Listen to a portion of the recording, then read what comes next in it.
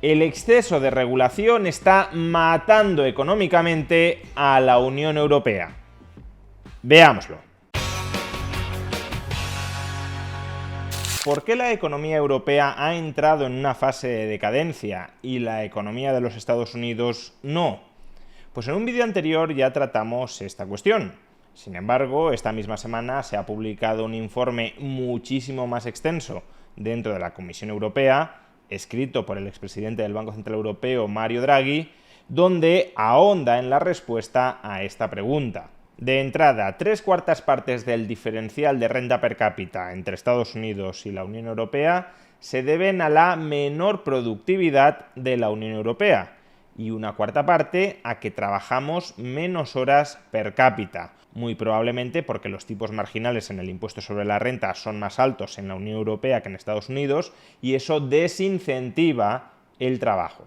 Pero sea como fuere, la causa fundamental del enorme diferencial de renta per cápita entre Estados Unidos y la Unión Europea se debe, sobre todo, a la menor productividad de la Unión Europea.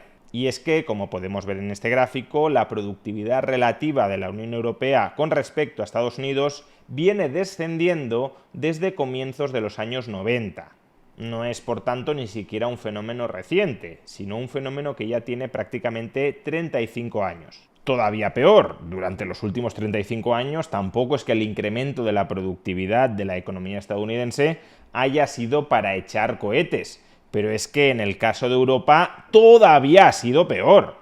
Y de acuerdo con Mario Draghi, la razón fundamental por la cual la Unión Europea ha sido incapaz de incrementar continuadamente su productividad tanto como lo ha hecho Estados Unidos es que la Unión Europea no ha sido capaz de capitalizar la primera revolución tecnológica vinculada con Internet. Internet arranca a mediados de los 90 y a partir de ese momento la economía estadounidense comienza a transformarse con la aparición de nuevas empresas que a día de hoy son las mayores empresas de la economía estadounidense y que guardan una relación muy estrecha con Internet. Algo similar a lo que hoy podría estar sucediendo con la inteligencia artificial. Pues bien, en estas revoluciones tecnológicas desde mediados de los 90, Europa ni ha pinchado ni ha cortado. No hay grandes empresas europeas vinculadas ni con Internet ni con la inteligencia artificial. Y esto es fundamentalmente así porque no se invierte dentro de Europa en el sector tecnológico.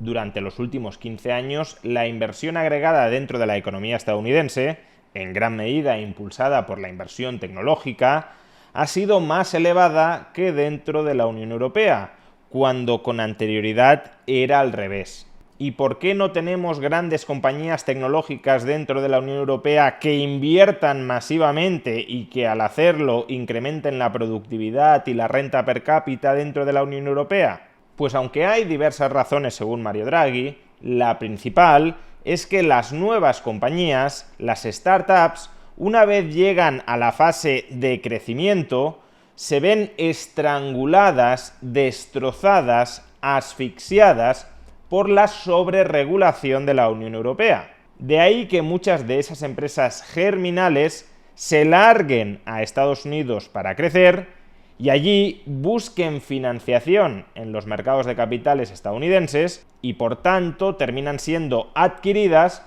por los capitalistas estadounidenses que las financian. Conviene que leamos este relevante párrafo del informe Draghi. Las barreras regulatorias para crecer resultan especialmente gravosas en el sector tecnológico, sobre todo para las empresas jóvenes. Las barreras regulatorias limitan el crecimiento en varias maneras. Primero, los procedimientos complejos y costosos de los sistemas nacionales fragmentados desincentivan a los inventores a registrar sus derechos de propiedad intelectual, dificultando que las empresas jóvenes aprovechen el mercado único.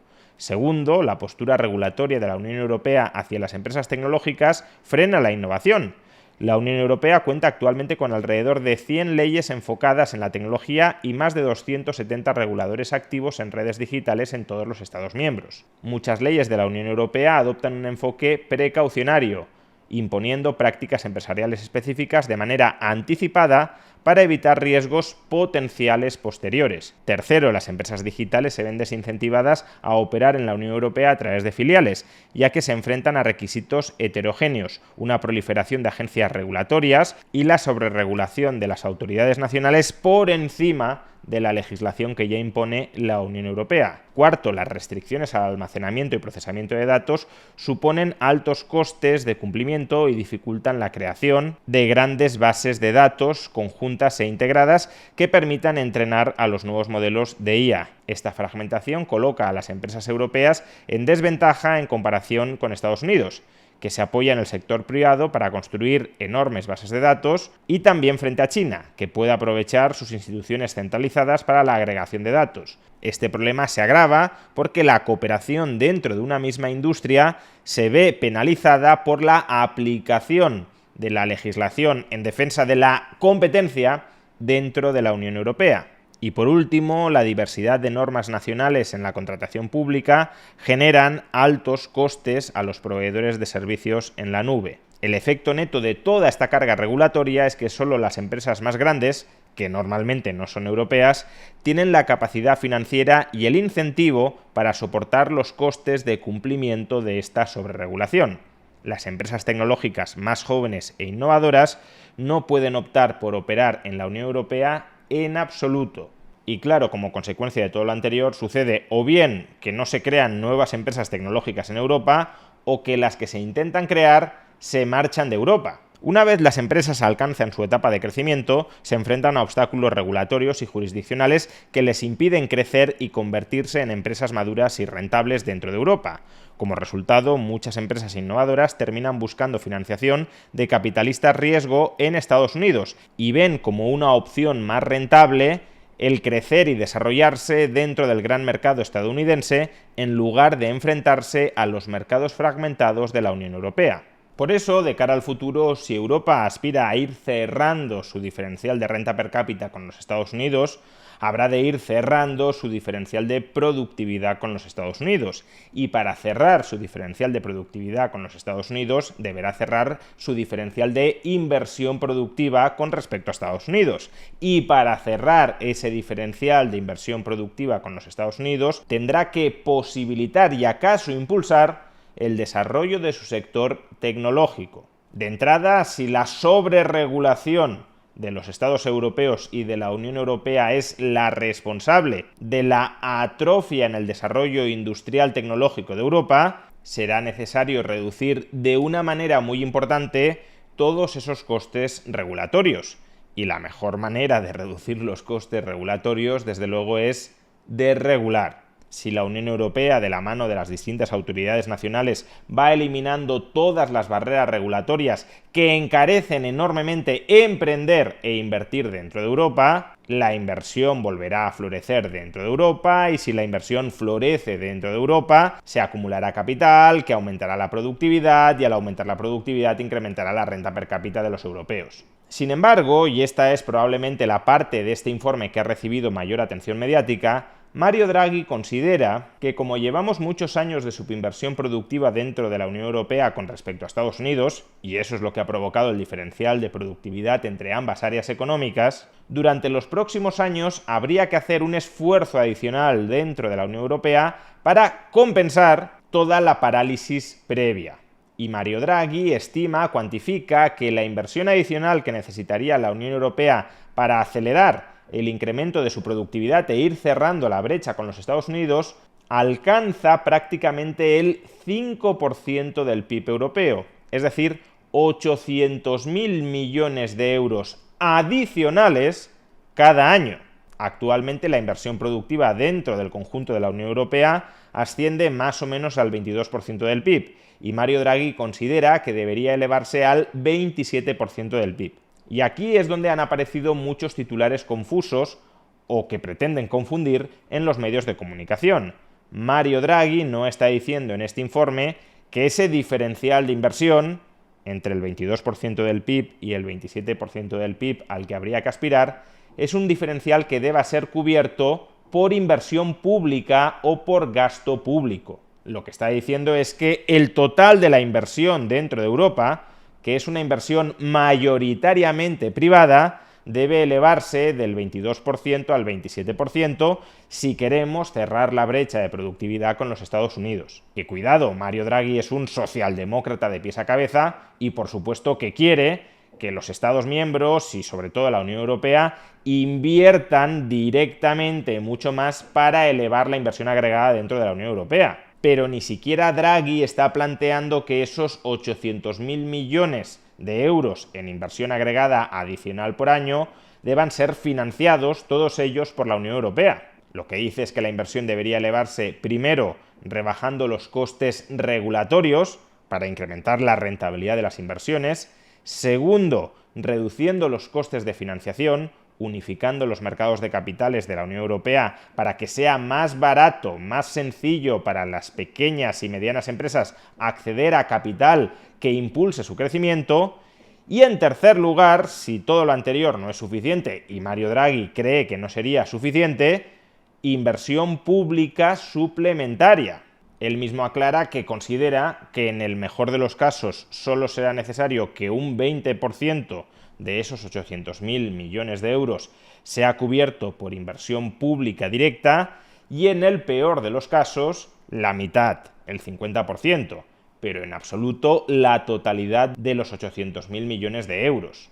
Es decir, que en el escenario optimista de Mario Draghi, el conjunto de la Unión Europea debería incrementar la inversión pública directa en el equivalente al 1% del PIB, que para ponerlo en perspectiva es menos de lo que el Estado español se gastó en revalorizar las pensiones en el año 2022. Por supuesto, y desde una perspectiva liberal, podríamos plantearnos qué capacidad tienen los Estados europeos para gestionar inversiones públicas directas adicionales cada año de entre 160.000 y 400.000 millones de euros. Si la gestión de los fondos europeos, que en asignaciones directas han sido 340.000 millones de euros, a gastar en 6 años, es decir, una media de unos 60.000 millones de euros anuales en toda la Unión Europea, si la gestión de esos fondos ha sido, en general, tan desastrosa y no parece haber tenido un impacto demasiado relevante en nuestra productividad, ¿qué sucedería si en lugar de gastar 60.000 millones de euros al año,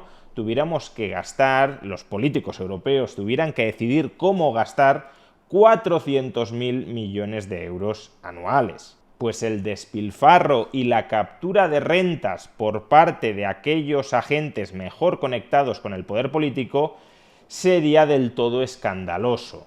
Porque una cosa es escribir sobre un papel en un informe los estados europeos deberían incrementar sus inversiones productivas en 400.000 millones de euros anuales, y otra muy distinta que los estados europeos tengan la capacidad y la voluntad sincera de destinar esos 400.000 millones de euros extraídos coactivamente del bolsillo de los contribuyentes a inversiones productivas. Ni son capaces, es decir, no pueden detectar cada año inversiones productivas rentables, generadoras de valor, por importe de 400.000 millones de euros, ni, aunque lo fueran, mucho de ese dinero iría a parar a esas inversiones productivas, sino a los bolsillos de aquellos lobbies que sean más hábiles para camelarse a nuestra casta política. Por tanto, sí, Europa tiene un problema muy grave de productividad por falta de inversión interna en aquellos nuevos sectores industriales, como el tecnológico, que tienen una mayor capacidad de lograr esos aumentos continuados de la productividad en una economía. Y la razón originaria de ese estancamiento de la productividad es la sobreregulación de la Unión Europea. De modo que la solución para relanzar la inversión productiva dentro de la Unión Europea pasa por revertir esa sobreregulación, pasa por liberalizar, pero liberalizar no cosméticamente, sino liberalizar de manera profunda, hasta los cimientos de la hiperinflación normativa que padecemos los europeos. Y aunque sobre el papel pueda quedar muy bien que haya que compensar el déficit de inversión acumulado durante los últimos años con un impulso en la inversión directa pública de los estados europeos, en la práctica es muy dudoso que eso funcione bien. Así que liberalicen la economía europea y dejen a los contribuyentes tranquilos.